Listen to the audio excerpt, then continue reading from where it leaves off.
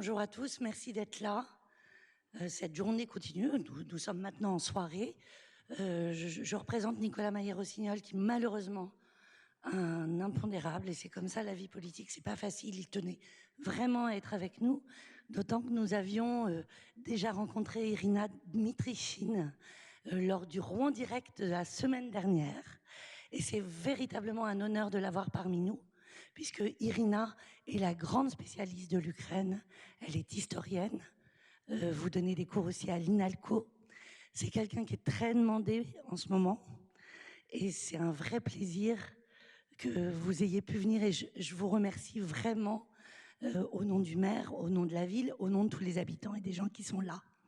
Monsieur Delacour est journaliste. L'idée, c'est que les choses vont se passer sous forme d'échange et que vous êtes là aussi pour poser les questions que vous souhaiteriez poser. On m'a demandé s'il n'y avait pas une espèce de collecte ou de don pour l'Ukraine. Non, il n'y en a pas. Mais je vous invite à aller sur le site de l'État, dont j'ai évidemment oublié l'adresse, mais Frédéric Franck, le formidable directeur des affaires culturelles de la ville, va vous le donner tout de suite, si vous souhaitez en particulier héberger des familles, puisque c'est notre sujet aujourd'hui, les 3800 personnes qui vont arriver d'Ukraine ces prochains jours, qui commencent à arriver sur l'ensemble de la Seine-Maritime, et principalement dans les grandes villes. Il faut les accueillir, et nous faisons appel à de l'accueil solidaire, et le site de l'État vous donne toutes les informations pour faire cela. Oui, par rapport aux différentes possibilités d'aider les Ukrainiens, il y a un site qui s'appelle parrainage.réfugiés au pluriel.info. Donc, comme on a beaucoup de demandes à la mairie régulièrement pour savoir qu'est-ce qu'on peut faire, j'ai une problématique d'accueil, d'hébergement, etc. C'est sur ce site que vous trouverez tout. Ça centralise tout. Voilà. Et c'est évidemment relayé sur le site internet de la ville de Rouen, donc rouen.fr. Parfait. Natalia, qui est quand même le chef d'orchestre de cette journée, va prendre la parole. Natalia, qui est ukrainienne et rouennaise. Bonne soirée à tous. Je vais juste rajouter deux petits mots. Donc, l'invasion russe en Ukraine a amené de nombreuses personnes dans le monde à s'interroger sur les origines de cette guerre. Et pour mieux comprendre la situation, il est nécessaire de se plonger dans l'histoire de l'Ukraine et des relations de l'Ukraine avec la Russie. Souvent, seules les voix russes ont été entendues en Europe et même dans le monde entier.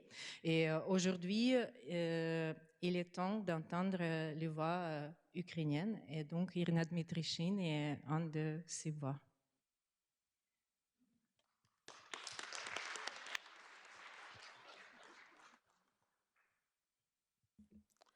Bonsoir à tous, donc bienvenue ici. Donc moi je suis journaliste.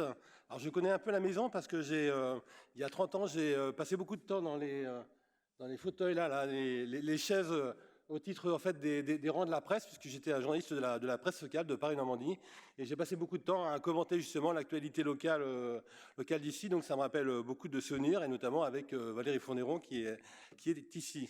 Donc je tenais à vous dire que je suis là ici au titre du Club de la presse et de la communication de Normandie, donc qui est une association qui fédère plus de 500 professionnels dans la région. Pour nous, ce thème de comprendre la guerre, c'était une évidence d'être aux côtés de la ville, car je pense que c'est une guerre des armes, mais c'est aussi une guerre de la communication, une guerre de l'information, une guerre de la propagande, une guerre des mots. Donc il nous semblait logique, en tant que club de la presse et de la communication, d'essayer justement d'apporter un peu notre expertise pour essayer d'éclairer, en fait, d'éclaircir un peu la situation. Et donc on a justement la chance d'avoir Irina Dmitrichine à nos côtés, qui elle aussi est une spécialiste des mots et de l'histoire, pour essayer un peu d'illustrer et d'approfondir notre connaissance de ce pays que beaucoup d'entre nous connaissaient assez peu.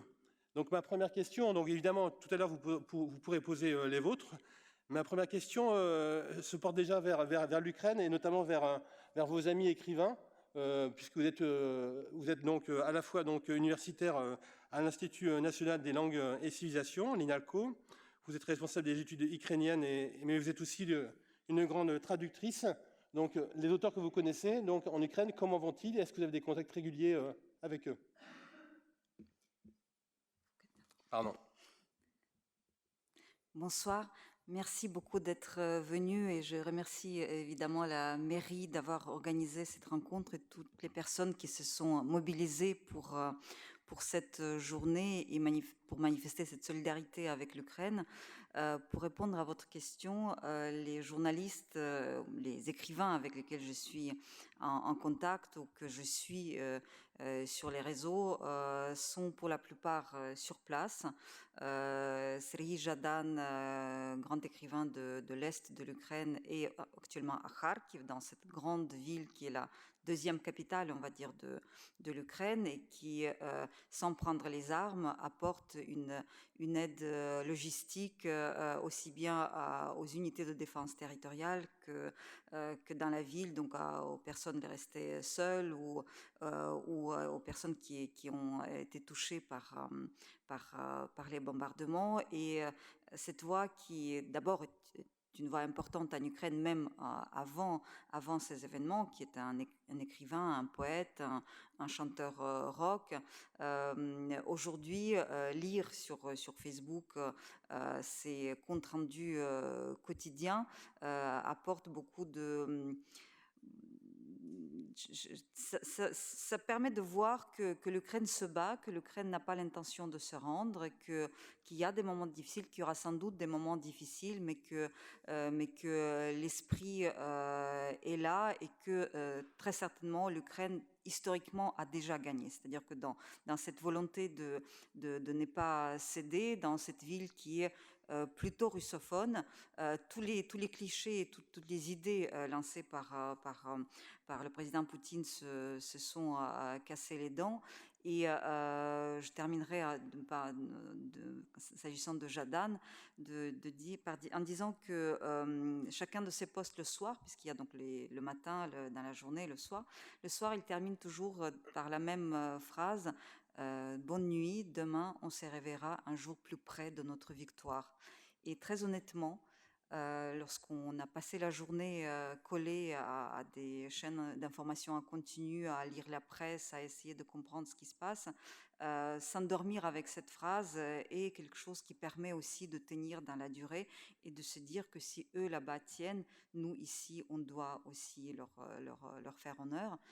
Il y a aussi malheureusement les gens qui sont sous les bombardements. Maria Mathios, son livre a été édité chez Gallimard, qui est une femme d'une 60aine d'années aujourd'hui, m'a envoyé les photos de là où elle dort avec sa petite fille. Donc apparemment, il ne faut pas dormir dans les pièces exposées et donc elle dort à l'intérieur de la maison, dans une salle de bain, parce que c'est une pièce qui n'a pas d'ouverture et donc il faut être protégé par plusieurs murs en quelque sorte en cas d'attaque et donc savoir cette femme d'une grande douceur aujourd'hui être obligée à dormir dans ces conditions et se demander si elle a bien fait de rester, est-ce qu'elle n'a pas mis en danger sa petite fille, ça doit être absolument déchirant. Il y a d'autres auteurs qui ont pris les armes, donc tous les jeunes auteurs sont dans les unités de défense territoriale, donc ce sont ces milices auto-organisées qui parfois ont des armes ou parfois ne font que patrouiller. Donc ceux qui veulent vraiment aller au front reçoivent un minimum de formation, reçoivent une arme et peuvent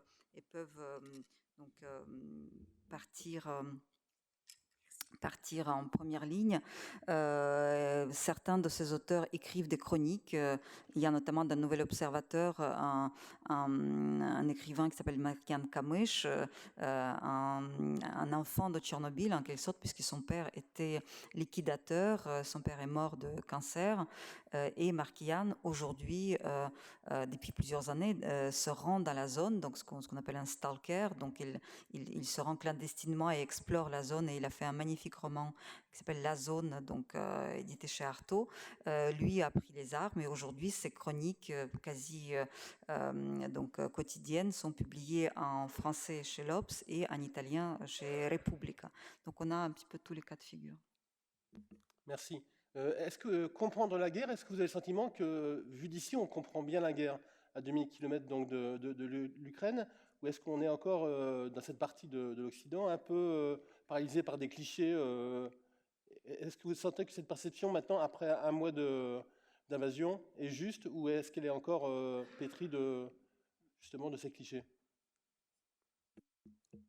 Je dirais que la presse généraliste, donc les grands quotidiens français, sont impeccables dans la couverture de la guerre.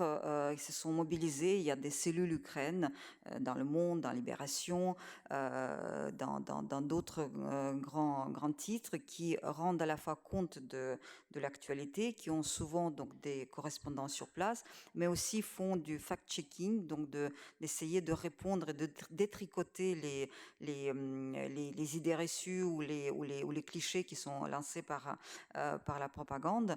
Et tout ce travail, tous ces grands noms, enfin des grandes plumes qui sont engagées et les petites mains qui travaillent au quotidien, à mon sens, aujourd'hui, rendent parfaitement compte de la situation.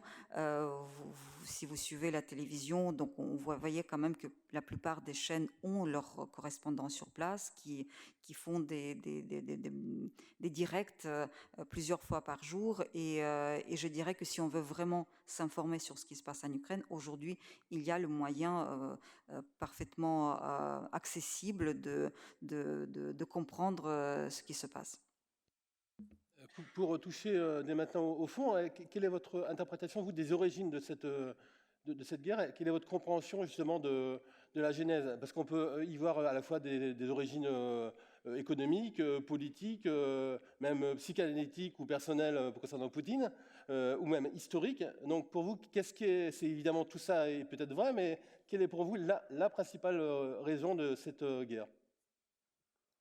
Je dirais qu'il faudrait situer les origines de cette guerre il y a 8 ans, à 2013-2014, lorsque nous avons vécu la révolution de la dignité qui, pour rappel, avait démarré suite au refus du président ukrainien de l'époque, Viktor Yanukovych, de signer l'accord d'association avec l'Union européenne. Donc on considérait que Yanukovych était plutôt un pro-russe et lorsque l'Ukraine avait donc entamé déjà après la Révolution orange en 2004 un rapprochement avec l'Europe, en 2013 on devait signer un accord d'association qui n'était pas un document permettant l'entrée de l'Ukraine en Union européenne, mais qui montrait d'abord l'aspiration européenne de l'Ukraine, la vocation européenne de l'Ukraine, mais aussi montrait en quelque sorte le fait que l'Ukraine voulait s'arrimer à l'Europe, quel que soit le temps que cela prendrait.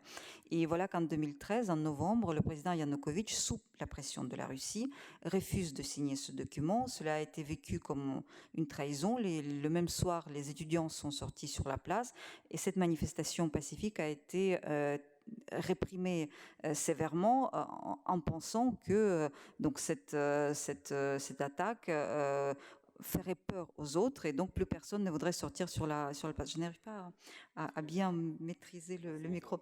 Et il se trouve que après ce passage à tabac, le lendemain, donc les parents ont rejoint les enfants, c'est-à-dire que la foule a été encore plus grande. Elle a tenu, donc vous vous souvenez de ces images, quand même plusieurs semaines, et Viktor Yanukovych a été obligé de fuir le pays. Un nouveau gouvernement se met en place, de nouvelles élections, et c'est suite à la fuite de Yanukovych et à la victoire de l'opposition et au fait que l'Ukraine donc va quand même aller vers l'Europe et que c'est la volonté du peuple, la Russie attaque d'abord la Crimée. Donc il y a l'annexion de la Crimée qui a été faite par les armes, en fait, même si on dit qu'il n'y a pas eu de tués sans coup férir, etc. Il ne faut quand même pas oublier que la Russie avait déjà une base militaire dans le port de Sébastopol, avait suffisamment de troupes, et ensuite il y avait ce qu'on appelait les petits hommes verts, donc ces militaires sans enseigne qui ont tout simplement occupé les points clés. Et donc le référendum avait été organisé dans la foulée. L'issue n'a été certaine. L'Ukraine était déboussolée à l'époque parce qu'il n'y avait pas de gouvernement. Il y avait, enfin, la gestion était par intérim. Et après cette annexion de la Crimée, il y a l'attaque dans le Donbass qui a été aussi préparée par les provocateurs, par différents éléments venus de Russie, mais qui s'appuyaient aussi sur des relais locaux. Et donc se fait cette guerre dans le Donbass qui n'aurait pas pu tenir s'il n'avait pas été nourri en hommes, en armes, en logistique par la Russie. Donc l'Ukraine, depuis 8 ans, est en une période de guerre avec ce territoire, donc c'est moins de 10% du territoire ukrainien qui sont sous le contrôle russe. Et donc en décembre, je crois qu'on a commencé à avoir les informations des renseignements américains qui attiraient l'attention sur l'imminence d'une attaque contre l'Ukraine. On n'a pas vraiment voulu le croire, mais le 24 février, effectivement, toutes ces troupes russes amassées depuis des semaines ont franchi la frontière et ont attaqué sur les 3 côtés, donc dans le nord, du côté biélorusse, dans l'est, du côté du Donbass, et dans le sud, à partir de la Crimée et donc de la mer d'Azov et de la mer Noire. Donc il y a eu un véritable encerclement avec les bombardements, avec les troupes qui déferlaient et la résistance ukrainienne qui commence à s'organiser aussi bien au niveau de l'armée que cette formidable élan de la société où véritablement aujourd'hui en Ukraine depuis un mois, jour pour jour, c'est chacun fait ce qu'il peut, là où il peut, avec les moyens dont il dispose. Et je pense que vous avez vu suffisamment d'images où c'est tantôt, on ne voit pas les militaires, c'est vrai mais c'est des gens qui s'organisent pour apporter une aide, pour faire de la patrouille, pour évacuer les grands-mères qui ne peuvent pas aller aider militairement ou autres, font à la cuisine, font coudre les sous-vêtements, par exemple. On a découvert que au front, on n'échange pas des sous-vêtements, on ne les lave pas, on les jette tout simplement parce qu'il c'est comme ça. Donc donc il y a toute une chaîne qui s'occupe de cela. D'autres tissent les filets de protection. D'autres encore organisent l'aide à l'évacuation. J'ai une amie qui a quitté la capitale ukrainienne il y a quelques jours et qui m'a dit que dans le train qui allait vers l'ouest, à chaque station, à chaque grande station, donc centre régional, il y avait comme une déferlante de volontaires qui, en 10 minutes d'arrêt du train, fourraient qui une couche, qui une bouteille d'eau, et en fait le train démarrait et tout le monde était stupéfait de voir que la station suivante ça allait reprendre et qu'une fois arrivé à Lviv, il y avait déjà du thé, des sandwichs, etc. Et donc tout cela, c'est ce travail d'abeilles, si vous voulez, ou de fourmis, où chacun fait véritablement ce qu'il peut et est persuadé que cette action, aussi minime soit-elle, contribue à la victoire générale. Donc vous parlez donc de 2014, mais... Je n'ai pas répondu à votre question. Non. Je me rends compte que je n'ai pas répondu à votre question. Donc, dans cette attaque contre l'Ukraine, je pense qu'il faut voir l'envie de Vladimir Poutine de récupérer l'Ukraine, de la punir, de déjouer le scénario qui a eu lieu en 2014. Ce n'est pas pour rien que une des premières rencontres de négociation, le président Yanukovych avait été amené à Minsk. Donc l'idée serait de considérer, et ce qui ça a été dit quand même plusieurs fois, que le pouvoir en Ukraine est illégitime, qu'il est entre les mains des fascistes et que la Russie vient libérer les russophones, libérer les Ukrainiens de cette junte pour restaurer le pouvoir légitime. Donc l'idée même qu'un peuple puisse donner son avis et puisse renvoyer un gouvernant qui a trahi ses engagements, ça n'entre pas dans son logiciel. Donc il y a d'une part effacer le camouflet qu'il a subi en 2014, qui a commencé déjà avec la révolution orange en 2004. Rappelons que Poutine était déjà au pouvoir. Et la deuxième raison, à mon sens, c'est cette volonté de ne pas laisser l'Ukraine vivre en démocratie libre en pays européen, parce que le succès de l'Ukraine, c'est comme le deuxième pays de l'ex-Union soviétique, le succès de l'Ukraine risque de donner un bon ou mauvais exemple, c'est selon aux autres pays et donnerait le désir peut-être aux Russes, aux Biélorusses aussi de prendre leur destin en main.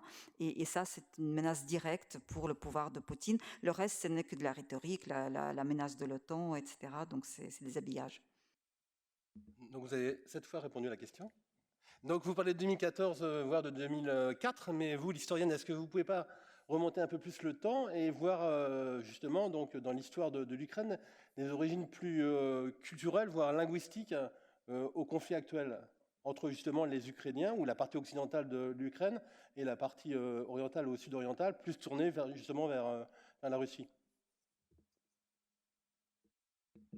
Alors tout d'abord, donc l'Ukraine, on dit vieille nation, jeune État.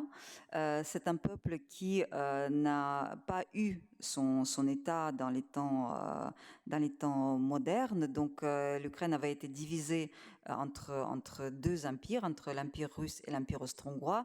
Et les derniers États ukrainiens datent du début du XVIIIe siècle. C'est donc l'Ukraine avant, donc il y avait déjà l'État de la Rousse de Kiev, donc cet État de Moyen-Âge princier, État prestigieux, puisque Yaroslav le Sage, au temps de la plus grande magnificence de cet État, avait marié sa fille avec le roi de France, Anne de Kiev, donc qui avait épousé Henri Ier, donc le roi des Capétiens, enfin de la dynastie capétienne. Sa sœur avait été reine de Hongrie, l'autre était reine de Norvège. Donc vous imaginez que si on est allé chercher cette alliance-là aussi loin, à l'époque où les souverains ne se déplaçaient pas, c'était vraiment des alliances de raison, les alliances géopolitiques. Et si on est allé chercher ces princesses-là, c'est que cet État était respecté, important. En tout cas, son alliance a été recherchée. Ensuite, l'Ukraine, après les invasions mongoles, cet État tombe et reprend sous forme d'une composante du Grand-Duché de Pologne-Lituanie, donc l'alliance polono-lituanienne, où les terres de l'Ukraine actuelle faisaient partie donc de cet ensemble. Et à ce titre, l'Ukraine a connu donc le statut lituanien, le développement de l'Europe de l'époque, c'est-à-dire qu'on avait une université, une des premières universités dans l'Est européenne, donc début du XVIIe siècle, c'est l'Académie Mohyla. Les villes ukrainiennes étaient régies selon le droit de Magdebourg, c'est-à-dire qu'il y avait le bourgmestre, il y avait donc tout ce tissu des commerces, d'autogestion, etc. Donc la démocratie, elle date de cette époque-là, lorsque chacun pouvait prendre part à l'administration. Ensuite, c'est bien sûr tout ce corpus législatif de la Pologne-Lituanie. Et donc au milieu du XVIIe siècle, les Cosaques ukrainiens, donc cette unité guerrière, estiment que l'Ukraine leurs terres devraient être administrées par eux-mêmes et pas par le roi de Pologne. Donc s'ensuit une guerre présentée dans l'historiographie ukrainienne comme la guerre de libération nationale, donc milieu du XVIIe siècle, avec l'Hetman, chef d'État, donc Bogdan Khmelnytsky, qui détache l'Ukraine de la Pologne et qui, donc ne sachant pas quelle alliance rechercher, s'allie avec le roi de la Moscovie à l'époque, parce que ça ne s'appelait pas encore la Russie. Et donc, il commet une erreur géostratégique et qui a été très lourde de sens. D'ailleurs, il a déjoué cette alliance vraiment tout de suite après en s'alliant avec les Turcs. Donc, c'est vraiment un territoire qui était partagé entre plusieurs empires. Et d'ailleurs, peut-être je pourrais reprendre les paroles de Voltaire, qui, dans son histoire de Charles XII, avait dit que l'Ukraine a toujours aspiré à être libre, mais étant entourée de grandes puissances, était obligée de chercher un protecteur et par conséquent un maître.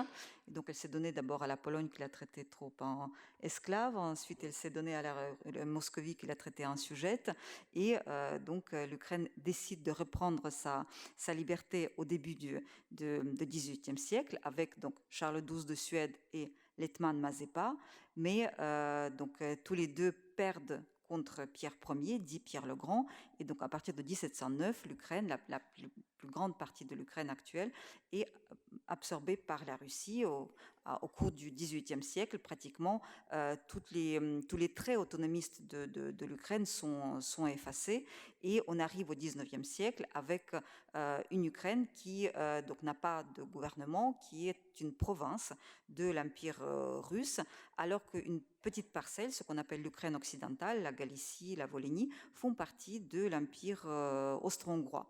Et donc s'installe ce développement à deux vitesses en Ukraine, où d'une part il y a l'Empire austro-hongrois qui, malgré tout, était un empire respectueux de ses minorités, qui a connu le printemps des peuples en 1848, qui essayait donc il y avait des députés ukrainiens à l'Assemblée à Vienne, donc il y avait cette culture politique d'autogestion, de députation, etc. Et l'Empire russe, où l'Ukraine est traitée comme une province dont le seul objectif serait de se fondre le plus rapidement possible dans l'Empire russe. Donc c'est Catherine II, la princesse allemande, qui décide d'unifier l'ensemble des territoires, et donc ça passe par l'abolition des particularismes ukrainiens, par l'interdiction de la langue ukrainienne, par l'encouragement des mariages entre les Russes et Ukrainiens, etc. On est encore dans ce XVIIIe siècle, à l'époque pré-nationale, lorsque la solidarité des castes prime sur la solidarité nationale, ce qui fait que la noblesse cosaque s'est très facilement intégrée dans la noblesse russe. Donc, il y a cette trahison du peuple par les élites, en quelque sorte. Et donc, tout au long du XIXe siècle, ces nobles ukrainiens qui font déjà partie de l'establishment russe se souviennent de cette Ukraine uniquement quand ils viennent l'été passer leur temps. Et là, tous les voyageurs du XIXe siècle témoignent du fait que dans les maisons, il y avait toujours des discussions sur la mémoire historique, sur les anciens documents de l'époque cosaque, sur les armes cosaques trônées sur les murs. Donc on se souvenait de cette origine, on se souvenait de cette culture, mais ça faisait presque partie déjà de l'Empire russe. Donc il y avait le côté nostalgique, et on le découvre notamment chez quelqu'un comme Nicolas Gogol, qui est un enfant d'Ukraine, mais un grand écrivain russe, puisque donc lui, né là-bas, son père était dramaturge ukrainien. Il y a des pièces en ukrainien du père Gogol, mais le fils, déjà mu par la volonté de faire carrière, part à Saint-Pétersbourg, et sa part ukrainienne, elle se reflète uniquement au début de son œuvre, lorsqu'il y a donc Taras Bulba et les soirées du hameau, où il parle de manière extrêmement onirique de cette Ukraine, mais il ne voit plus son avenir. Il pense que l'Ukraine est morte, mais au XIXe siècle, dans tous ces pays, tous ces peuples sans État, les Tchèques, les Ukrainiens, commence à naître le mouvement national, qui commence d'abord par le constat de la différence qu'il y a entre les Russes et les Ukrainiens, le constat qui passe par l'observation du peuple, par la collecte des chants populaires, les éléments de costumes, etc. Donc la vie du peuple. Ensuite viennent les universitaires qui commencent à recenser, à analyser, à classer tout cela. Les premiers mouvements slavophiles, donc qui en Ukraine, avec Taras Shevchenko, avaient l'idée de l'unité slave à égalité, c'est-à-dire qu'il ne devait pas y avoir une Russie et tous les autres, mais où tous les peuples slaves, les Polonais, les Ukrainiens, les Tchèques, les Serbes seraient à égalité face à ces deux empires, donc Vienne et Moscou, l'Empire austro-hongrois et l'Empire russe. Et progressivement, ce classement, si vous voulez, de l'identité de la culture ukrainienne, l'apparition des premiers écrivains qui, malgré les interdictions, écrivent en ukrainien, qui sacrifient en quelque sorte l'ambition et la gloire à la volonté d'écrire pour le peuple, les premiers mouvements socialistes, en fait, de courants populaires qui s'installent, construisent et préparent les revendications politiques qui vont commencer à apparaître à la fin du XIXe siècle et qui vont se manifester en 1917 lors de la chute des deux empires, russe et austro-hongrois, et où l'Ukraine donc proclame la République ukrainienne, qui a duré à peu près entre 17 et 1922. Il y a d'abord l'unité qui est proclamée, puisque les deux Ukraines s'unissent, l'Ukraine occidentale et la grande Ukraine. Et donc ça montre à quel point pour les Ukrainiens, il y a toujours été cette notion de l'unité ukrainienne. C'est-à-dire quand les écrivains ukrainiens ne pouvaient pas publier dans l'Empire russe, ils partaient dans l'Empire austro-hongrois et c'est là que leurs œuvres étaient publiées. Il y avait aussi un mouvement inverse. Donc le fait d'appartenir à un seul corps, à un seul peuple, a toujours été présent chez les Ukrainiens. Donc il y a eu les réalités géopolitiques, si vous voulez, mais il y a eu aussi donc cette unité nationale dans l'esprit, donc le fait d'appartenir à une seule et même nation, et c'est quand même le récit national, il se base quand même d'abord par cette volonté représentative qui a toujours été très forte. À partir de 1917, lorsque la République ukrainienne n'arrive pas à se maintenir sous les coups de butoir des bolcheviks qui d'abord ont occupé l'est de l'Ukraine, qui donc installent la première république socialiste soviétique d'Ukraine dans la ville de Kharkiv, et ensuite, progressivement, ils occupent l'ensemble de l'Ukraine. La capitale ukrainienne jusqu'en 1934 était dans la ville de Kharkiv. Donc vous voyez, Kiev n'était pas le centre puisqu'il a été trop réticent à devenir bolchevique. Et à partir de 1934, donc le pouvoir soviétique est déjà suffisamment fort. On transfère la capitale à Kiev.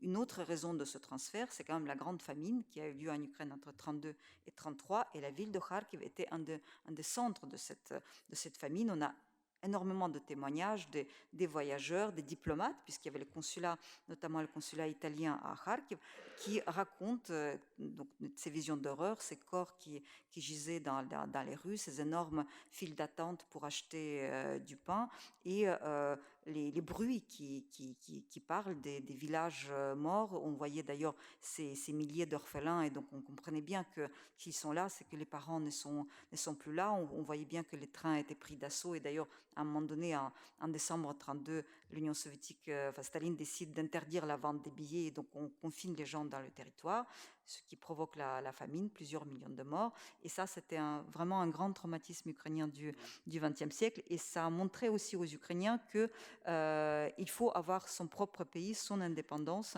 puisque un centre sera toujours un centre qui traitera l'Ukraine en colonie en récupérant toutes ses forces vives. Je crois d'ailleurs que vous en avez fait un livre qui s'appelle Le voyage de Monsieur Herriot, un épisode de la grande famine en Ukraine, c'est ça, où on constate justement l'aveuglement du français devant les agissements de Staline. Je voudrais revenir comme sur la question linguistique, parce qu'elle était aussi dans mon esprit un peu inversée, parce que notamment pour la guerre du Donbass, certains ont reproché justement au gouvernement ukrainien de vouloir imposer la langue ukrainienne aux russophones de l'Est de l'Ukraine. Est-ce que vous pensez qu'il est pertinent justement de juger ça comme une des causes du conflit actuel ? Alors pour moi, très clairement, il s'agit d'un prétexte. Les Ukrainiens sont tous bilingues, donc russes et ukrainiens. Cela s'est fait pour des raisons historiques. D'abord, une très grande présence de l'Ukraine au sein de l'Empire russe, d'abord et ensuite au sein de l'Union soviétique, où la langue ukrainienne était marginalisée. C'était une langue des paysans. Un homme éduqué se devait de parler russe. Tout au long de l'époque soviétique, on va dire après la famine, il y a eu quand même toute une série de mesures prises au niveau étatique pour expulser l'ukrainien vers un usage privé, c'est-à-dire que les universités étaient en russe, les écoles étaient pour la plupart en langue russe. Alors certes, on enseignait l'ukrainien, on avait quelques heures de langue ou de littérature ukrainienne, mais c'était quand même une langue secondaire par rapport à la langue russe. La culture russe était présentée comme une culture universelle, alors que la culture ukrainienne comme une culture, une petite culture paysanne, etc. Tout cela a conduit au fait que, vers la fin de l'Union soviétique, en 1989, à l'époque où il y a déjà la perestroïka, la glasnost, donc on commence à découvrir tout ce qui était l'époque soviétique, avec la grande terreur, avec toutes les pressions que subissait la société. Les intellectuels ukrainiens constate que l'ukrainien est pratiquement absent dans les grandes villes de l'Est et du Sud de l'Ukraine, que le russe est extrêmement présent. Et donc, dès 89, on est encore en Union soviétique, on lance un programme de 10 ans de réukranisation. Donc, ce n'est pas on essaie de rééquilibrer les choses. N'oublions pas qu'à cette époque-là, des dissidents ukrainiens défenseurs de la langue ukrainienne sont dans les prisons soviétiques. Et je ne citerai qu'un exemple, Vassil Stous, un grand poète ukrainien qui est mort en prison, probablement tué parce que les circonstances sont extrêmement troubles, en 85. 85, c'est Gorbatchev est déjà au pouvoir, il est déjà en train de charmer l'Occident avec sa politique d'ouverture, etc. Et au même moment, un poète ukrainien est tué dans les camps. Donc ce programme lancé en 89, en 10 ans, était censé restaurer un petit peu la situation. Bon, en 91, l'Union soviétique s'effondre, l'État ukrainien est proclamé. L'ukrainien est l'unique langue d'État. Et je dois dire qu'il y a un consensus dans la société ukrainienne où même les russophones sont parfaitement d'accord sur le fait que la langue officielle est la langue ukrainienne. Et ça, tous les sondages le montraient. Après, la question était instrumentalisée.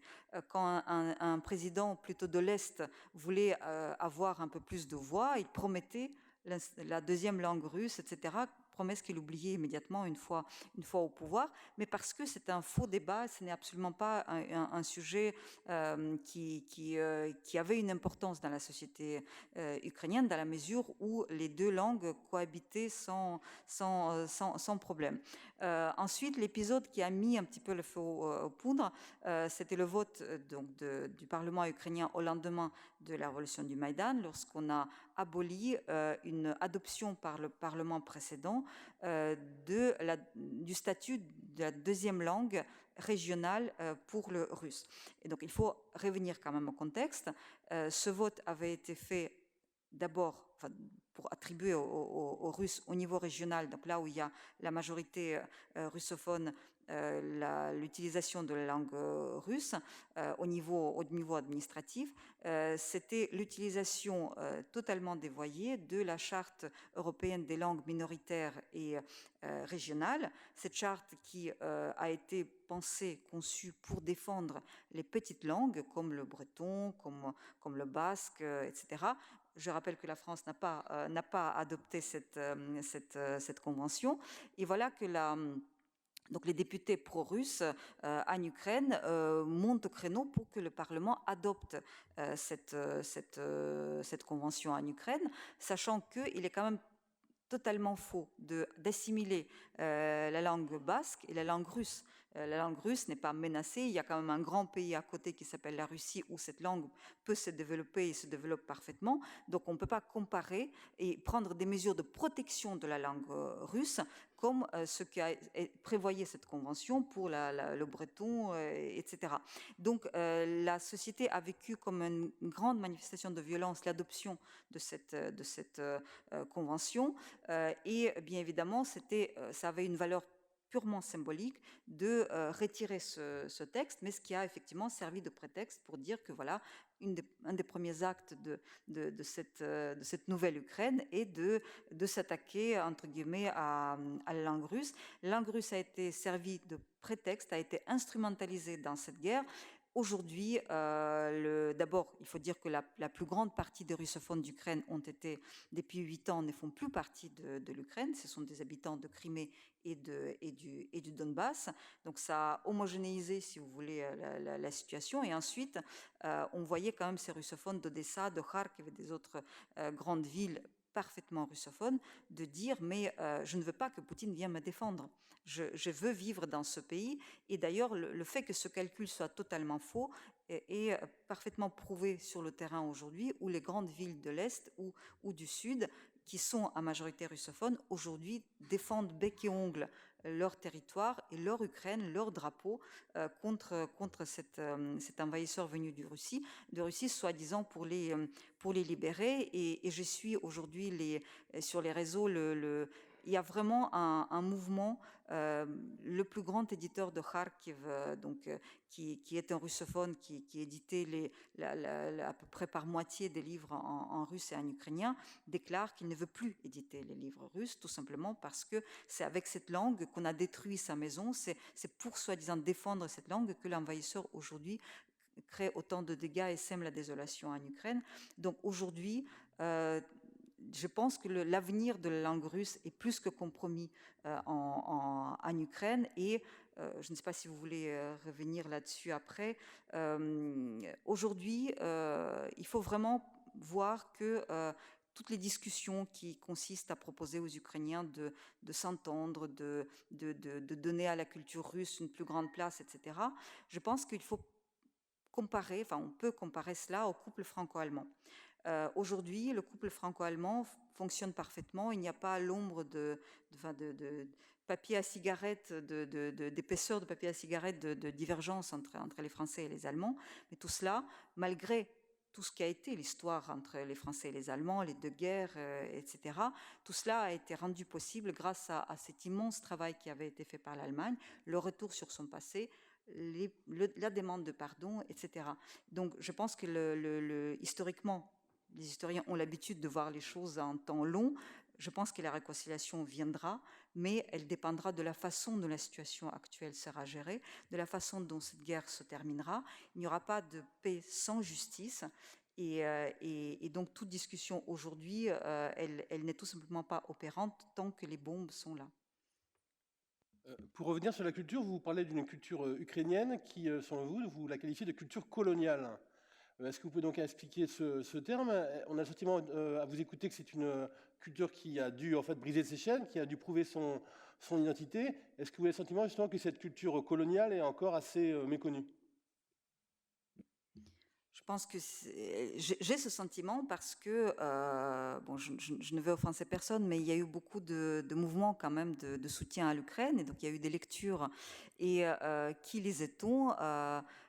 Gogol, Bulgakov, et donc aucun écrivain ukrainien n'a été, ce qui veut dire que les gens parfaitement éduqués, parfaitement, des intellectuels, etc., quand on leur demande spontanément un écrivain ukrainien, eh bien, ça ne vient pas spontanément. C'est-à-dire que cette culture-là, elle est toujours à l'ombre de la Russie. Quand on pense à l'Ukraine, on pense à un auteur natif d'Ukraine, mais qui n'est pas un auteur ukrainien, puisque le Gogol écrivait en russe, et donc, comme dit notre grande poétesse Lina Kostenko, c'est un génie ukrainien, mais un écrivain russe. Donc on va pas le prendre de force en tant qu'écrivain ukrainien.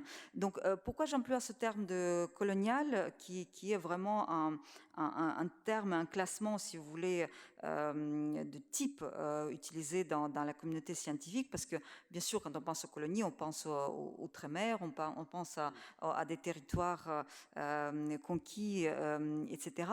Il faut savoir que dans la culture coloniale, il y a quand même un centre qui capte toutes les forces vives, qui les prend à son profit, ne laissant à la province que les bribes.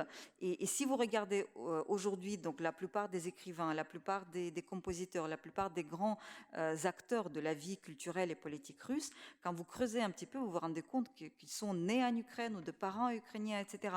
Et donc tout cela, ça montre d'une part la captation des élites qui avait été faite par la Russie, et d'autre part l'appauvrissement que subissait cette Ukraine en termes de forces vives, des cadres, de la culture, etc., qui partaient vers le centre, ce qui est aussi parfaitement logique dans un grand pays. Il y a la capitale, et tout ce qui se fait de meilleur est dans la capitale, et aspire à aller et réussir dans la capitale, à conquérir la capitale, etc. Et c'est le cas de Gogol est parfaitement représentatif.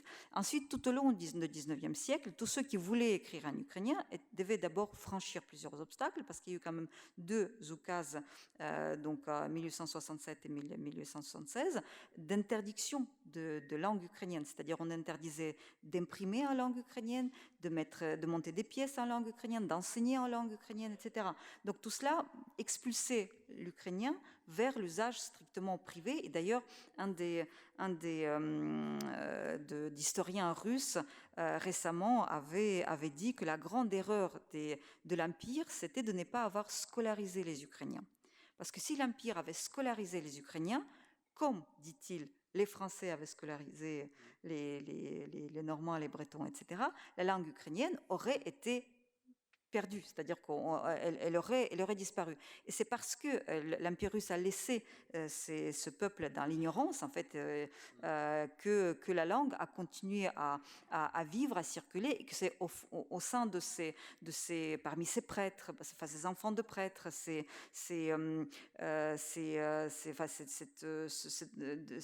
peuple que petit à petit montaient les forces qui posaient des questions et se revendiquaient de cette ukrainité, qui écrivaient en acceptant de ne pas être des grands écrivains connus, de rester des écrivains connus que dans leur pays. Et tout au long du XIXe siècle, il y a le choix qui est opéré par les uns et les autres. Il y a ceux qui vont vers l'Empire et considèrent qu'il y a la grande culture, il y a une grande diffusion, il y a une grande visibilité, et ceux qui estiment qu'il y a un devoir à l'égard du peuple et qu'il faut écrire pour ce peuple et le sortir de cette ignorance. Et c'est d'ailleurs pour cela que toute la littérature ukrainienne du XIXe siècle est une littérature une littérature de souffrance. On a les équivalents de Zola, on a les équivalents de ces écrivains réalistes, naturalistes, qui ne parlent que de la vie du peuple. Et ce n'est qu'au début du XXe siècle, lorsque s'installe le modernisme, que les écrivains commencent à se demander, est-ce qu'on peut écrire sur des sujets abstraits ou est-ce qu'on doit écrire sur le peuple? Et donc ce débat en Ukraine, donc le modernisme existait aussi dans d'autres pays, ce n'était pas du tout le même débat en France quand Verlaine se met à écrire, etc. En Ukraine, le débat porte sur le devoir à l'égard du peuple. Est-ce qu'on peut écrire sur les sujets abstraits ou est-ce qu'on doit quand même penser au peuple? Et donc le combat entre les anciens, entre les pères et les fils, souvent était un combat entre les pères et les filles. C'est plutôt les femmes qui estimaient qu'on servait le peuple ukrainien, non pas en lui parlant de ses problèmes, mais en lui faisant découvrir la culture universelle, en faisant monter à cette culture ukrainienne un autre cran, en l'arrimant à la culture européenne, et que c'est cela le véritable développement de la culture ukrainienne. Et ça se passe seulement au XXe siècle, mais tout au long du XIXe, l'Ukraine vit dans l'espèce de crainte de disparaître, et donc pas une voix ne doit aller ailleurs, et donc on doit continuer à travailler sur l'Ukraine. Donc quand je parlais de la culture coloniale, c'est le fait de se voir capter, et partir toutes ces élites qui se mettaient au service de l'Empire, et il a fallu du temps pour l'Ukraine, après je ne vais pas oublier le mot vol, mais donc tous ces départs en quelque sorte. Ensuite, il y a la répression de l'époque soviétique qui montrait qu'être un écrivain ukrainien, ça pouvait être dangereux. Qu'un écrivain russe était certes soumis à la censure, parce que je rappelle qu'à l'époque soviétique, le seul style pouvait exister, le réalisme socialiste, le style qui imposait non seulement les sujets, c'est-à-dire que ça pouvait être qu'un paysan, un ouvrier, mais aussi le traitement des sujets. Donc, toute la littérature soviétique est interchangeable. Les écrivains kazakhs, lituaniens, ukrainiens écrivaient tous sur les mêmes sujets, la compétition socialiste, donc pas de sentiments, pas de vie privée, uniquement la construction du communisme en quelque sorte. Mais écrire en ukrainien constituait une barrière supplémentaire, et il était plus prudent en fait de devenir un écrivain russe, chantre de la grande amitié des peuples, etc. Donc, juste une petite parenthèse, je parle de l'époque soviétique. Il y a eu une toute petite parenthèse dans les années 20, lorsque le pouvoir soviétique s'installe, donc récupère petit à petit l'Ukraine, et comprend que, puisqu'il y a eu ce mouvement d'indépendance aussi important en 17, 19, 20, qu'il y a eu ces combats, que l'identité ukrainienne est déjà trop forte, qu'on ne peut pas la faire disparaître, et on va les faire adhérer au projet soviétique. Et donc Staline, avec Lénine, décide de prendre le contre-pied de la politique russificatrice du tsar et d'autoriser les peuples de l'Empire de développer leur propre culture. Donc en Ukraine, ça s'appelait l'ukrainisation, et en Ukraine, ça concernait les Ukrainiens, mais ça concernait aussi la minorité juive, la minorité allemande, la minorité grecque, polonaise, etc. Et donc, pendant à peu près 10 ans, enfin moins de 10 ans, l'Ukraine connaît un formidable essor de la culture, de la langue. Donc, l'Académie des sciences travaille sur le dictionnaire, on commence à codifier la langue, à trouver tous les régionalismes, à établir quelle serait la norme de la langue ukrainienne, puisque c'était une langue orale plutôt, et donc ceux qui écrivaient l'écrivaient un petit peu de manière, enfin soit de manière phonétique, mais il n'y avait pas vraiment des règles établies. Donc l'Académie des sciences dans les années 20 s'attaque à ce travail. Il y a les théâtres ukrainiens, il y a les écrivains ukrainiens, il y a la presse ukrainienne, il y a la scolarisation en ukrainien. Donc il y a un grand mouvement d'ukrainisation qui est lancé.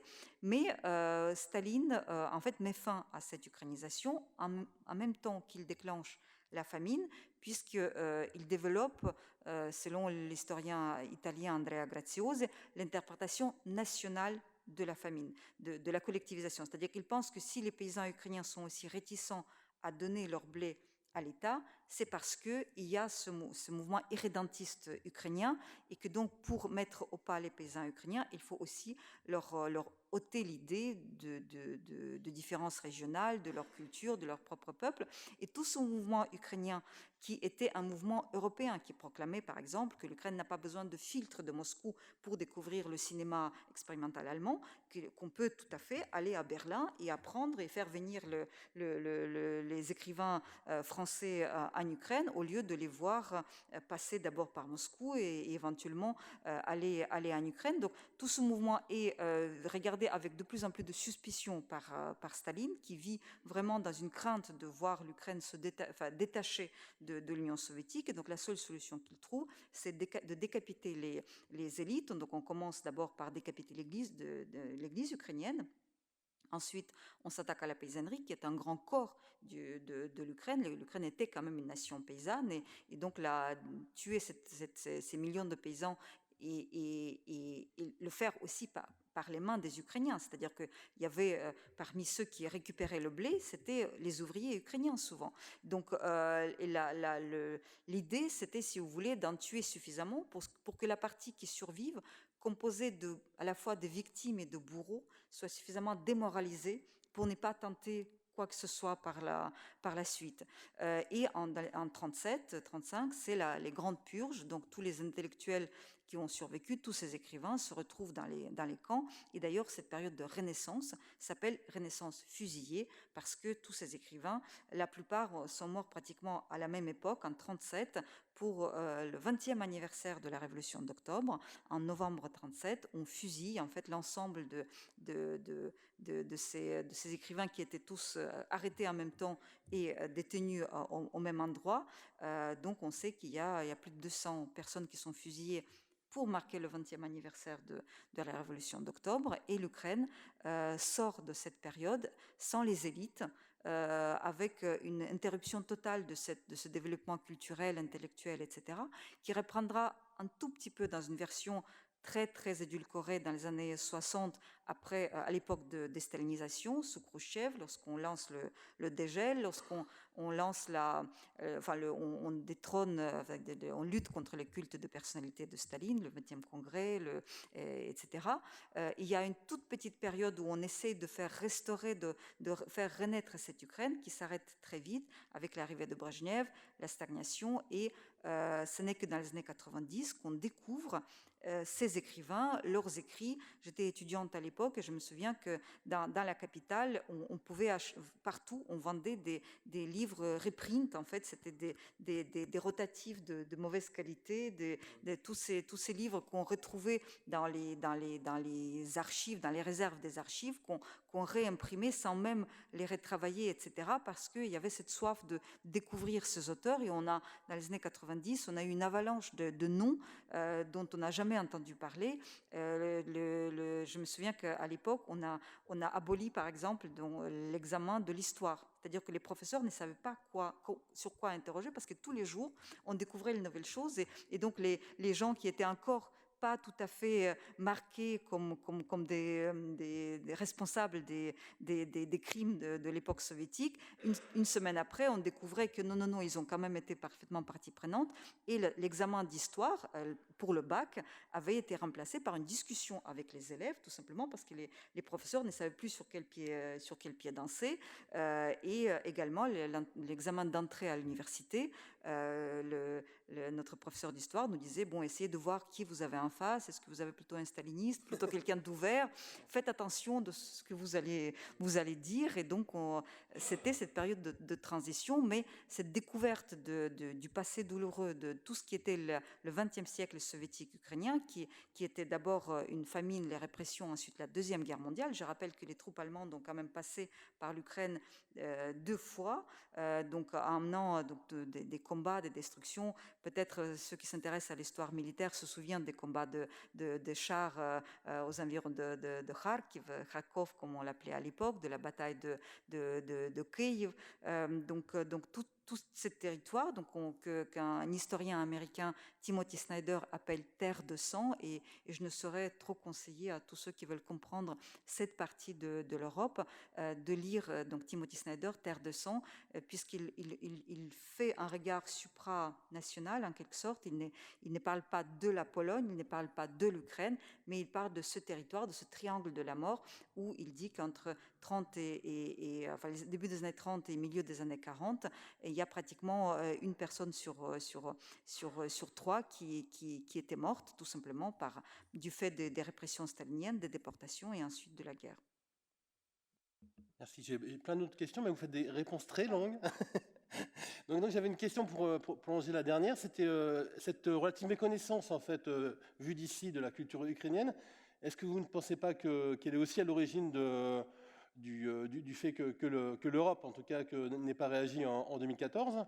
Et est-ce que vous pensez, pour trouver un peu d'optimisme dans le tragique, qu'aujourd'hui, justement, ou demain, ça ne pourra plus arriver parce qu'on connaît mieux à la fois le pays et la nation et le peuple ukrainien? Je pense qu'effectivement, il y a une bascule qui s'est faite depuis ces dernières semaines. L'Ukraine restait en quelque sorte dans l'ombre de ce grand ensemble russe. Et peut-être en France, on le sentait particulièrement parce qu'il y a eu quand même une grande amitié franco-russe, à commencer par l'alliance franco-russe de la fin du 19e siècle, ensuite tout ce qui s'est passé autour de la Première Guerre mondiale, le fait que l'Empire russe est entré en guerre pour aider son allié français. Ensuite, il y a tout ce travail qui a été fait par la culture russe, les ballets russes, les écrivains russes, etc. Donc il y avait quand même un mirage de cette culture, et l'Ukraine était en quelque sorte une autre Russie, une composante de la Russie. Je rappellerai que Valéry Giscard d'Estaing, au moment de l'indépendance de l'Ukraine, a dit que l'indépendance de l'Ukraine, c'est comme si la région Rhône-Alpes prenait son indépendance. Il n'a même pas pris une région à identité importante, il a parlé de Rhône-Alpes. Il n'a pas parlé de la Normandie. Non. Et donc, effectivement, l'Ukraine était méconnue. Donc, quand il y avait les relations politiques avec l'Empire des Tsars, il y avait aussi tout le travail des historiens qui a été fait lorsque, selon l'historien français justement de ce triangle polono-russe-ukrainien, Daniel Beauvois, qui dit qu'à partir de la fin du 19e siècle, à partir de l'alliance franco-russe, les historiens français répétaient docilement ce que les historiens russes voulaient qu'on pense de leur empire. Donc il y avait tout un travail aussi dans l'historiographie, dans la scolarité, etc., qui était russo-centré et centré sur le centre. Et donc l'Ukraine était en fait dans l'ombre. Et on la découvre un petit peu en 91. On est quand même dubitatif. On passe quand même par le filtre russe. J'étais à Sciences Po à ce moment-là et je me souviens comment toutes ces personnes qui étaient les soviétologues, en fait, étaient des russologues parce qu'ils voyaient tout à travers les lunettes de Moscou. Je comprends, ils ont fait leurs études à Moscou, à Saint-Pétersbourg, et pour eux, c'était ça le filtre nécessaire.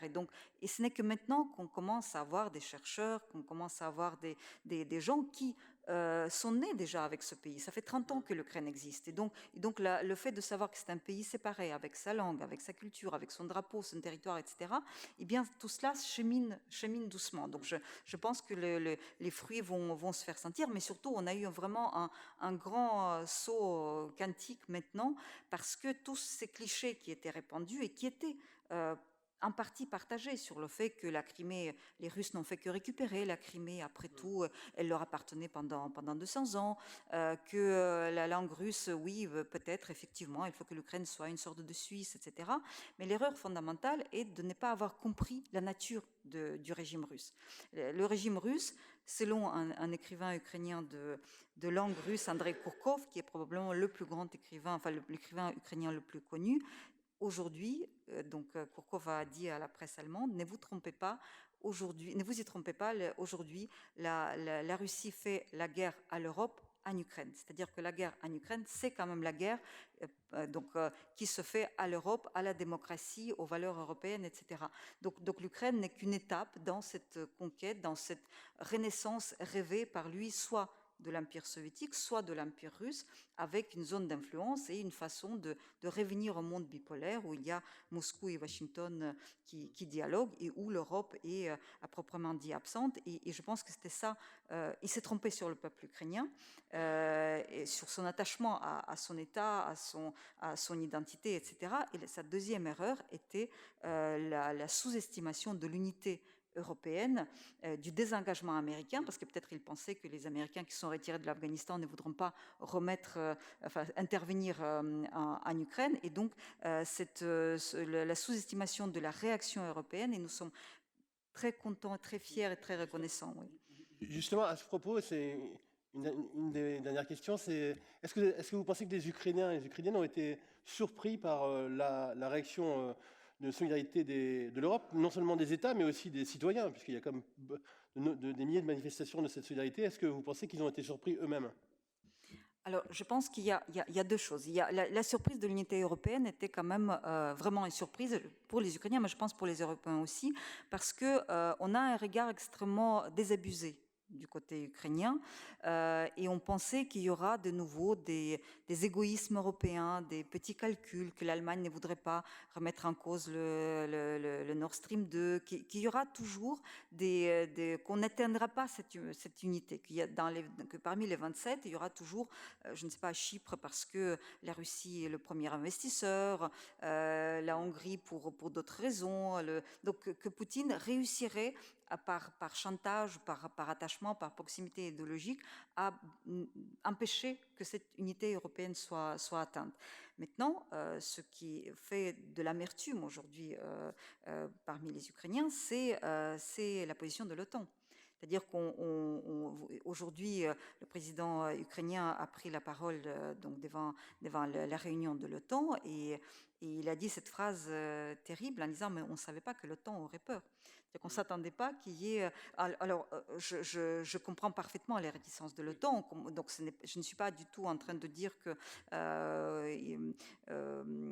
enfin, de pousser à quoi que ce soit. On comprend très bien les raisons, et en même temps, les Ukrainiens disent « mais vous comprenez que la troisième guerre, elle a déjà commencé. Que si vous ne voulez pas nous donner des troupes, mais en fin de compte, on ne demande pas des troupes, mais on demande à ce que vous nous donniez les moyens de protection antiaérienne, qu'on puisse se défendre, et que donc peut-être il ne faut pas être tétanisé par ces paroles de Poutine qui dit que l'Europe serait considérée comme co-belligérante, et qu'il y a d'autres textes législatifs qui peuvent être utilisés, que lorsqu'un pays est attaqué, on a droit d'aider un pays qui est attaqué injustement et de l'aider à se défendre. Donc ma réponse serait double. Donc d'une part, c'était une agréable surprise, et d'autre part, on a quand même aujourd'hui en Ukraine ces voix qui pensent que l'Europe pourrait faire plus ou les Occidentaux pour aider les Ukrainiens à résister à Poutine.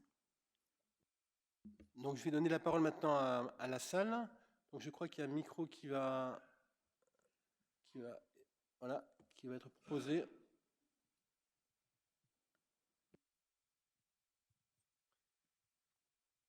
J'avais une question qui concerne la perception de l'arrivée au pouvoir de Poutine en Russie, donc à la fin des années 90, dans la période post-Yeltsin. Est-ce que dans cette période cruciale entre 1999 et 2004, il y a des voix en Ukraine qui ont déjà senti le coup venir, ou est-ce qu'au contraire, il y a eu une certaine candeur, ou est-ce qu'il y a eu les deux en même temps par rapport à cette montée en puissance de Poutine? Et puis, est-ce que le point de départ, vous avez évoqué la révolution orange. Moi, j'ai souvenir d'avoir entendu, j'étais à Sciences Po dans les années 90 comme vous, mais j'ai souvenir d'avoir entendu beaucoup parler de l'Ukraine avec la révolution orange et après avec l'empoisonnement de Yushchenko. Est-ce que est-ce que ce ne sera pas pour les historiens plus tard les prémices de la guerre d'une certaine façon, dont vous placiez le départ en 2014? Tout à fait, mais j'ai évoqué quand même 2004. Je pense que c'est effectivement une étape préliminaire donc de ce qui se passe aujourd'hui. Alors pour répondre à votre première question, l'Ukraine a toujours été méfiante à l'égard de la Russie. Mais il faut dire qu'en 91, Yeltsin, vous vous souvenez, disait voilà, prenez autant d'indépendance que vous voulez, donc on va se concentrer sur notre pays, que chacun se développe comme il veut, et puis ceux qui veulent vont s'unir à nous, etc. On avait déjà quand même des tensions autour de la Crimée, si vous vous souvenez, autour de la stationnement de la flotte de la mer Russe à Sébastopol. Et donc c'était un grand point de négociation. La Russie a réussi donc et l'Ukraine a consenti à ce que les navires russes continuent à stationner à Sébastopol. Et quand même en 97, les deux pays signent l'accord d'amitié, de reconnaissance des frontières, de l'intangibilité des frontières, etc. Donc on pensait qu'en 97, le divorce soviétique était définitivement consommé, que la Russie a reconnu l'indépendance de l'Ukraine dans ses frontières et que l'affaire était pliée et que ce n'était qu'une question de temps. C'est quand même autour de cette flotte que les choses continuent à s'envenimer, et c'est le fait que le stationnement de la flotte a été prolongé jusqu'en 2040 que les Ukrainiens ont commencé à se méfier. Donc à l'époque Yanukovych, vous vous souvenez, les accords de Kharkiv, etc. Donc je ne vais pas approfondir. Je pense que c'est lui qui vous dira qu'il a senti que Poutine allait devenir ce qu'il est devenu, ce serait mentir. Je pense que personne n'a compris ce qui allait se passer. Je rappellerai que Poutine est venu au pouvoir sur le sang. Et ce sang, c'était ces immeubles qui avaient été dynamités dans différentes parties de la Russie pour mettre ça sur le dos des Tchétchènes et déclencher la deuxième guerre en Tchétchénie. Et quand même, là, on a quand même suffisamment de travail qui a été fait, suffisamment d'investigation pour dire que ces immeubles et ces centaines de victimes en Russie, donc qui ont été ensevelis dans les décombres de leur maison, que ça a été fait par le FSB. C'est-à-dire que ce n'étaient pas des Tchétchènes qui avaient posé ces explosifs. La deuxième guerre en Tchétchénie permet à Poutine d'avoir cette stature d'homme d'État. C'est lui qui va défendre la Russie contre toute menace, qui ira buter les Tchétchènes jusque dans les chiottes. Vous vous souvenez cette fameuse phrase, etc. Mais au début, quand même, à cette époque-là, la Russie a quand même un programme de coopération avec l'OTAN, fait partie de G8. Vous vous souvenez, c'était quand même pas G7 était transformé en G8. Donc il y avait quand même un mouvement européen en Russie. Les oligarques découvrent l'Occident, la Côte d'Azur, etc. Il y a des échanges universitaires. Donc on pense, notamment en Allemagne, que c'est le développement économique, arrimer la Russie par tous les moyens à l'Europe, dont les moyens économiques, qui permettra de la démocratiser. C'est qu'à partir du moment qu'il goûterait le mode de vie occidental, qu'il verrait les avantages du mode de vie occidental, qu'il s'européaniserait, se démocratiserait, etc. Et c'est à cela que Poutine, une fois qu'il était solidement installé au pouvoir, qu'il a mis fin. Et il a mis fin par l'assassinat des journalistes, on rappellera Anna Politkovskaya, par l'assassinat des hommes politiques comme Boris Nemtsov. Ensuite, le conflit qui monte avec l'OTAN. Vous vous souvenez qu'en 2008, la Géorgie et l'Ukraine avaient demandé à adhérer à l'OTAN dans une perspective plus ou moins longue. C'est la France et l'Allemagne qui mettent leur veto justement pour ne pas indisposer Poutine. Là, qu'est-ce qu'il fait Poutine? Il attaque la Géorgie. Finalement, la réaction occidentale n'était pas à la hauteur. Donc, il comprend qu'il peut agir et qu'il peut continuer. Donc il y a quand même déjà un conflit en Transnistrie, on a le Karabakh, on a la Géorgie, et en 2014 il déclenche cette guerre contre l'Ukraine qui en fait a pour but d'enliser l'Ukraine, d'empêcher son unité, d'empêcher la construction de cet État ukrainien, qu'il réussisse et qu'il se détache de la Russie et qu'il aille vers l'Europe. Donc, je pense que Poutine monte en puissance et dans son délire lorsqu'il s'entoure de penseurs messianiques eurasiatiques, qui lui défendent la théorie eurasiste en disant que la Russie vit sur 2 continents, l'Europe et l'Asie, et que après tout l'Europe est déclinante, les homosexuels, tout ce que vous voulez, la démographie, et que maintenant c'est l'heure de la Russie, que c'est un pays qui monte avec la force, etc. Et donc tout cela finit par il s'auto-intoxique, il finit par croire ce qu'on lui a dit, ce qu'il dit. Et le problème de toutes les dictatures, de tous les dictateurs, c'est qu'à un moment donné, ils sont entourés que des gens qui l'enforcent dans son délire et qui lui disent que ce qu'il veut entendre, d'où donc l'espèce d'enfermement et l'impossibilité de s'entendre. Vous vous souvenez, il y a quelques années, Angela Merkel a dit que Poutine est dans son monde et qu'il est complètement inaccessible. Et le président Macron, je pense, après la dernière visite à Moscou, a constaté la même chose, et on le voyons aujourd'hui sur le terrain. Et vous comprenez, vous, la pudeur de nos candidats à la présidentielle pour qualifier justement Poutine de dictateur? Parce que personne ne le dit clairement. Ils ont d'autres responsabilités. Je pense qu'il y a les paroles et les actes, et je pense qu'ils sont...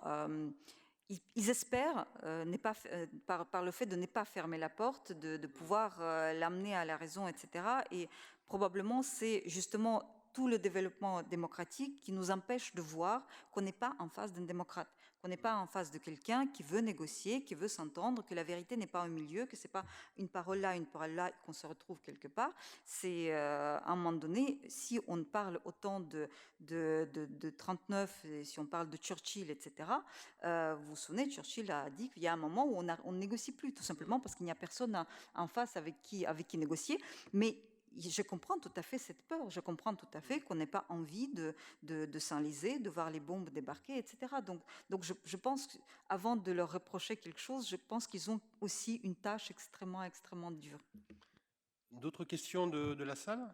Oui. Vous n'avez pas du tout parlé de la question religieuse, alors qu'il semble alors qu'on attend des religions qu'elles prônent plutôt la paix. Le patriarche Kirill de Russie soutient fortement la position de Poutine. Est-ce que ça a beaucoup d'influence dans la guerre, ou est-ce que c'est une anecdote?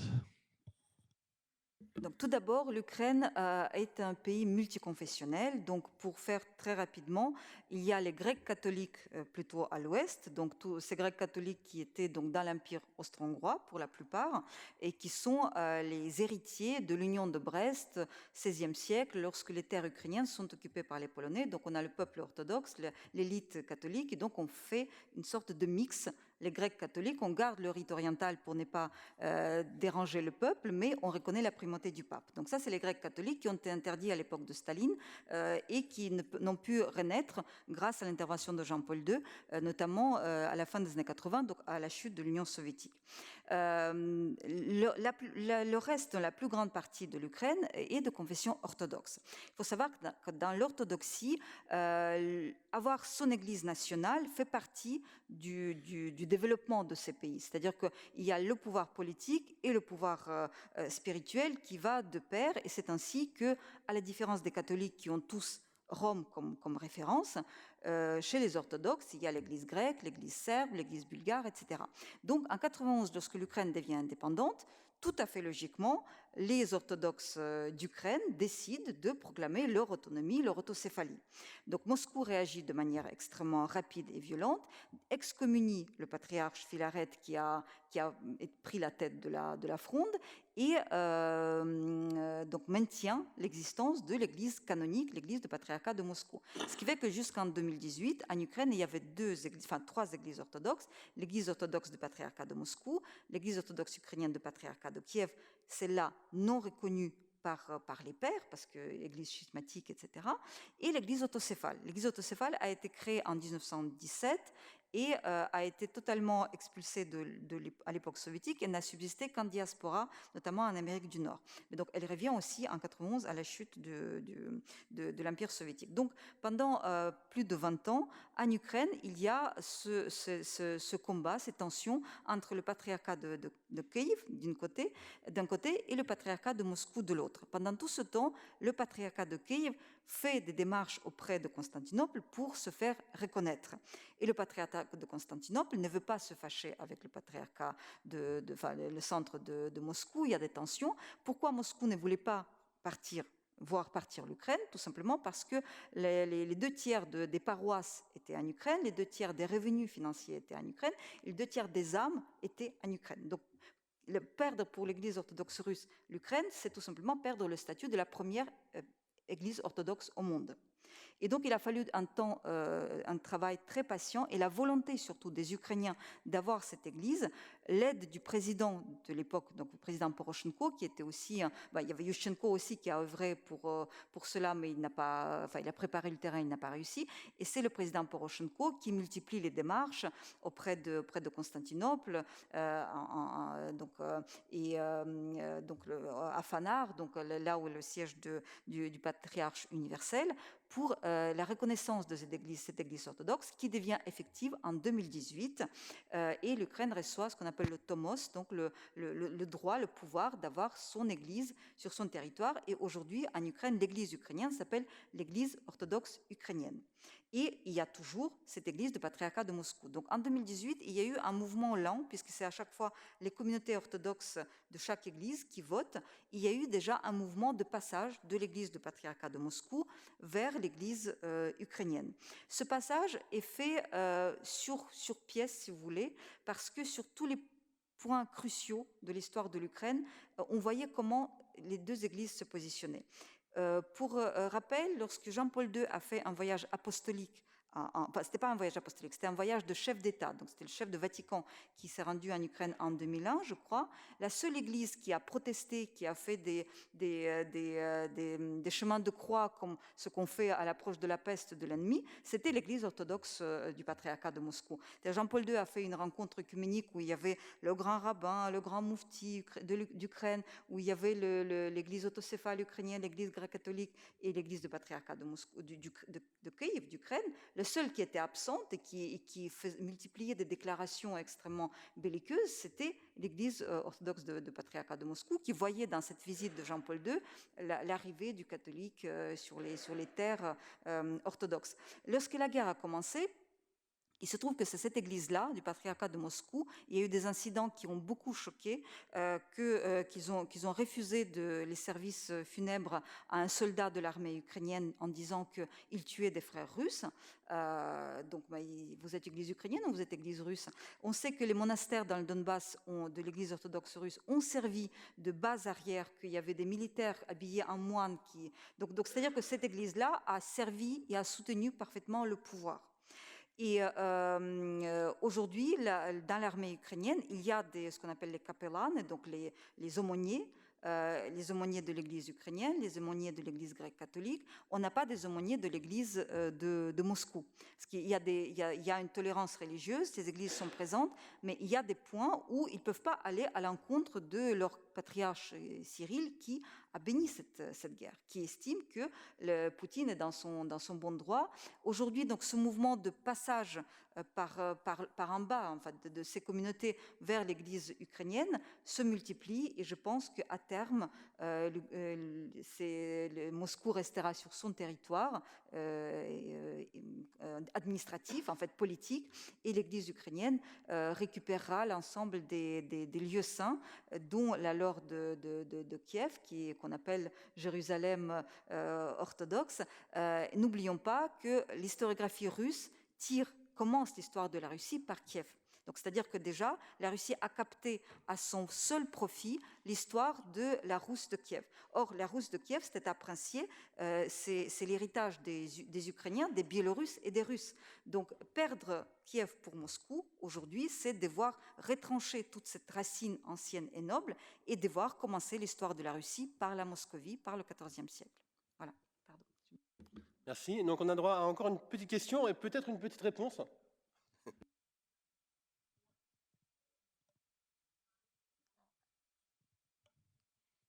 Oui, bonsoir, merci. Juste une question enfin rapide. Il y a quelques mois, nous considérions le président Zelensky plutôt l'égal de Coluche. Aujourd'hui, il incarne plutôt le profil de Churchill. C'est bien l'homme libre, le cosaque, sur lequel on peut compter? Alors, vous avez tout à fait résumé les choses, mais je pense que les choses étaient encore pires, parce que Coluche, au moins, il avait une volonté politique, etc. Enfin, je veux dire, il y avait un engagement. Zelensky, avant de se présenter à la présidence, ne faisait absolument pas de la politique.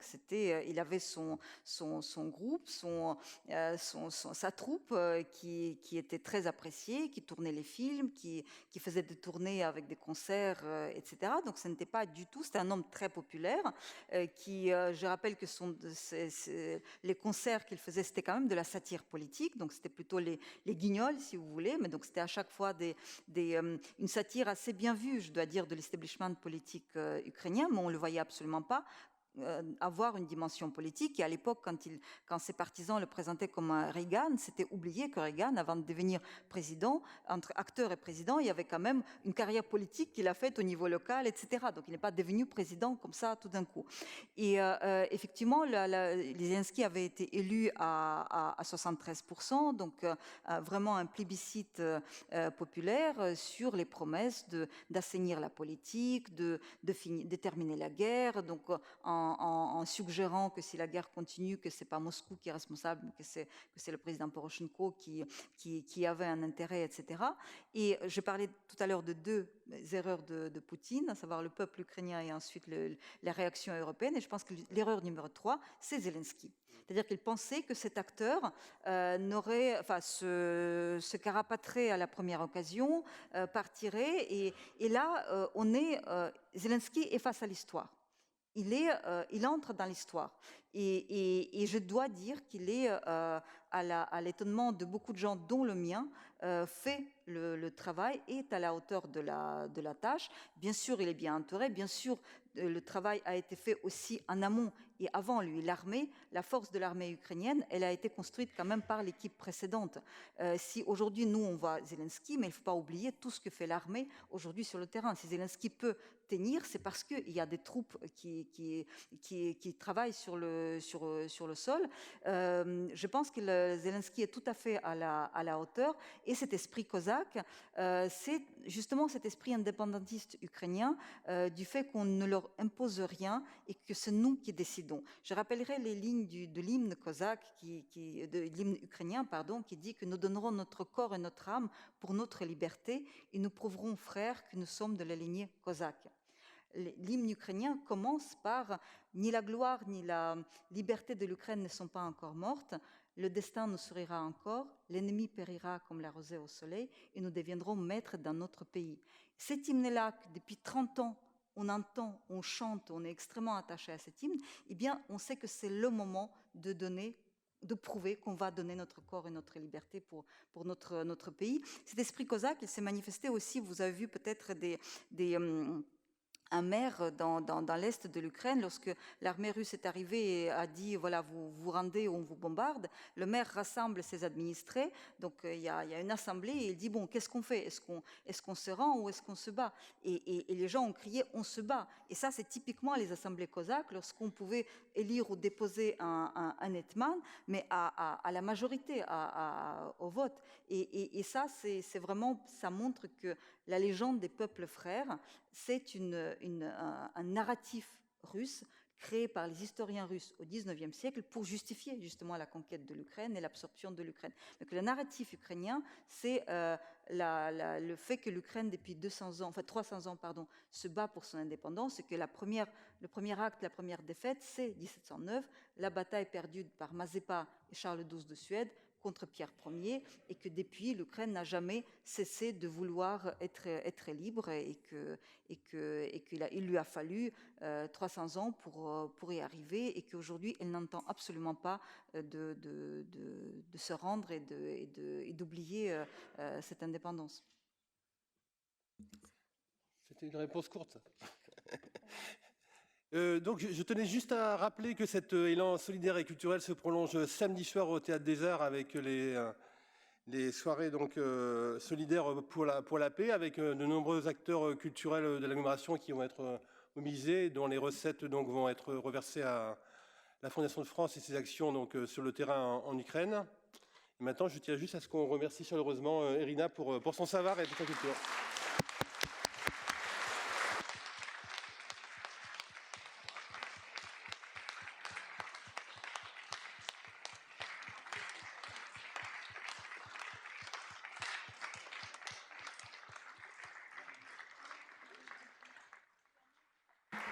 Et donc là, je crois qu'on va passer à la projection du film donc, Atlantis, tout de suite. Merci beaucoup de votre soutien, de votre solidarité qui va se poursuivre. J'espère l'Ukraine a toujours besoin. Nous allons voir débarquer ces centaines et ces milliers de réfugiés, et l'Ukraine aura toujours besoin de votre soutien. Je vous remercie beaucoup d'être venus aussi nombreux pour m'écouter. J'espère que cet élan et tous ces sentiments, en fait, partiront là-bas pour redonner du courage aux gens, et qu'ils sentent ce soutien qui est extrêmement, extrêmement important. Il ne faut jamais sous-estimer l'importance de l'esprit et de la certitude dans la justesse de son combat. Merci, madame.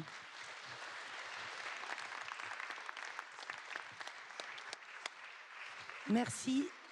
Merci pour la qualité de vos interventions. Sérieusement, vous aurez bien écouté encore plusieurs heures. C'était merveilleux, c'était extrêmement riche, et j'ai l'impression qu'on a appris énormément. Merci bien, madame.